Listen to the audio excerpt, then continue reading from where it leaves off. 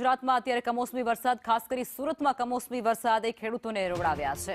ખેડૂતોના મોઢામાં આવેલો કોળિયો છીનવાઈ ચૂક્યો છે। ખેડૂતોએ ખુલ્લામાં મૂકેલો ડાંગરનો પાક ધોવાઈ ચૂક્યો છે, પલળી ચૂક્યો છે।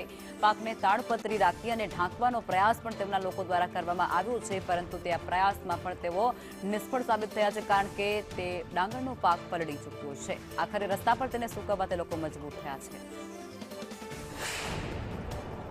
કમોસમી વરસાદે ફરી ખેડૂતોને રડાવ્યા છે અને મોઢામાં આવેલો કોળિયો તે વરસાદે છીનવ્યો છે। તમે સીધા જશો જોઈ શકો છો, સુરતના જાંગીપુરા વિસ્તારમાં આવેલ જે રોડ છે ત્યાં ખેડૂતો દ્વારા જે રોડ ઉપર ભાત સુકવવામાં આવેલો તે આખોને આખો અચાનક પડેલા વરસાદને કારણે ભીનો થઈ ચૂક્યો છે। જોઈ શકાય છે કે નુકસાનીમાં સાહેબ તમારી સામે છે કે જે ડાંગર એકદમ તૈયાર હતું, એક દિવસ માંડ રેટે વરસાદ તો અમારો માલ મંદિરમાં પહોંચી જશે ત્યાં સુધીની સ્થિતિ હતી, પણ કમોસમી વરસાદ અચાનક આવી જતા અમે એના કંઈક ઉપાય કરી નહીં શક્યા અને મારું ડાંગર બધું પીલાઈ ગયું છે।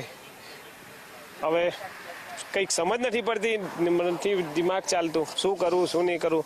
રાજ્ય સરકાર કે ગવર્મેન્ટ સરકારને મારે એવું કહેવું છે કે કંઈક ખેડૂતોને મદદ થાવ। આપનું કેટલું છે? મારે લગભગ 125 ગુણ પેક છે, બધી બોરી ભરેલી છે, બધું ઉડાડેલું છે, પણ તો બી અંદર પાણી તો ઘૂસી જ ગયેલું છે બધું।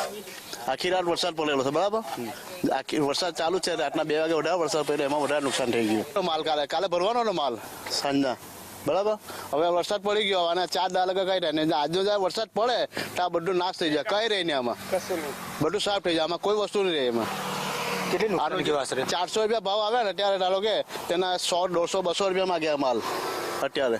એમાં ખેડૂતને લગભગ મુનાફો કઈ રહી જ નહીં આમાં। હવે ઘરના પૈસા મૂકવા પડે આમાં ખેડૂતને। કેમેરામેન અજીત પટેલ સાથે જયેન્દ્ર પાંડે, સંદેશ ન્યૂઝ, સુરત।